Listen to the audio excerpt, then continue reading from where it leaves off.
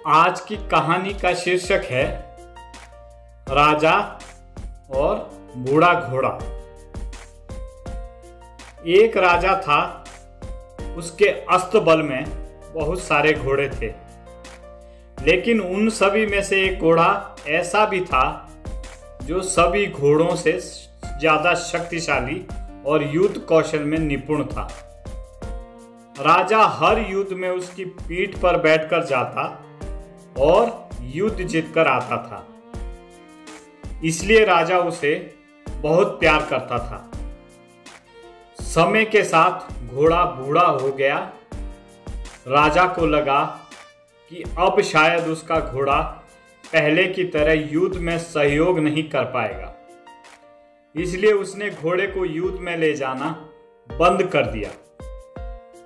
अब घोड़ा सारा दिन अस्तबल में बैठा रहता था या घास चरने मैदान में चला जाता था। एक दिन घोड़ा कहीं दूर निकल गया और रास्ते में आते समय एक नदी मिली। नदी में कीचड़ था। घोड़े को लगा कि वह आसानी से नदी पार कर लेगा, किंतु जैसे ही उसने नदी पार करने का प्रयास किया, वह कीचड़ में फंस गया। घोड़ा जितना कीचड़ से बाहर आने का प्रयास करता, वह उतना ही उसमें फंसता जा रहा था। अपने आप को मुसीबत में घिरा देख घोड़ा जोर जोर से हिनहिनाने लगा। घोड़े के हिनहिनाने की आवाज सुनकर रास्ते से जा रहे राहगीर इकट्ठे हो गए। उन सभी ने मिलकर घोड़े को कीचड़ से निकालने का प्रयास किया, किंतु वे असफल रहे। लोगों ने घोड़े के मालिक का पता किया तो पता चला वह राजा का घोड़ा है। यह बात राजा तक पहुंचा ही गई कि उनका प्यारा घोड़ा गहरे कीचड़ में फंस गया है और कीचड़ से नहीं निकल पा रहा है।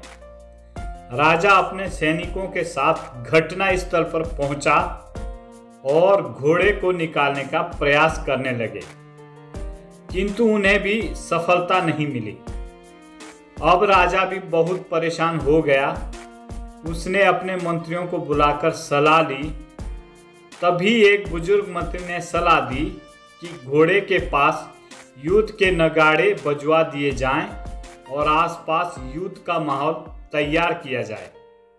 राजा को बूढ़े मंत्री की सलाह अच्छी लगी और उसने वैसा ही किया। जैसे ही नगाड़े बजे, तलवारों और ढालों की आवाजें गूंजी, वैसे ही बूढ़े घोड़े में मानो फिर से जवानी आ गई और मानो उसकी नसों में खून का संचार कई गुना बढ़ गया हो। वह धीरे धीरे उठ खड़ा हुआ और जोर जोर से हिनहिनाते हुए चमत्कारिक रूप से एक झटके में कीचड़ से बाहर आ गया। राजा ने बूढ़े मंत्री से पूछा, ये चमत्कार कैसे हुआ? मंत्री ने उत्तर दिया, ये घोड़ा बूढ़ा जरूर हो गया है, लेकिन जब इससे काम नहीं लिया गया तो इसके अंदर का उत्साह और आत्मविश्वास खत्म हो गया था, और आज फिर से वही माहौल मिला तो उसमें उत्साह का संचार हुआ और ताकत लौट आई। राजा को भी सारी बात समझ में आ गई और उसने अपने वीर घोड़े को फिर से काम पर रख लिया।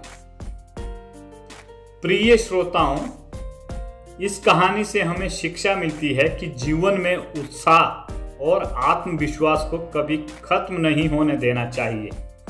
हो सकता है कि कभी आपको ये महसूस हो कि सब कुछ समाप्त हो गया है, पर कभी भी पूरी तरह कुछ खत्म नहीं होता है। ईश्वर अगर एक मार्ग बंद करता है तो दूसरा मार्ग खोल देता है। बस उस मार्ग को पहचानने भर की देर है और आपकी सारी मुश्किलें समाप्त हो जाएगी।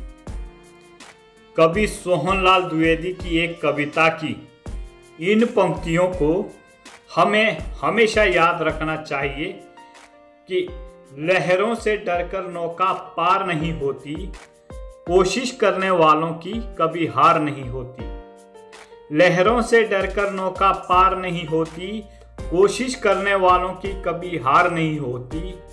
डुबकियां सिंधु में गोताखोर लगाता है, जा जाकर खाली हाथ लौट कर आता है। मिलते नहीं सहज ही मोती गहरे पानी में, बढ़ता मगर दुगना उत्साह इसी हैरानी में। मुट्ठी मगर खाली उसकी हर बार नहीं होती, कोशिश करने वालों की कभी हार नहीं होती। आप सभी से मेरा हार्दिक अनुरोध है कि मेरे YouTube channel NR official stories को सब्सक्राइब करने की अनुकंपा करें और साथ ही बेल आइकन को भी प्रेस कर दें ताकि मेरी हर वीडियो का नोटिफिकेशन आपको मिलता रहे। मेरी हर वीडियो को लाइक, शेयर व कमेंट करना ना भूलें। धन्यवाद। आप सभी को मेरा कोटि कोटि नमन।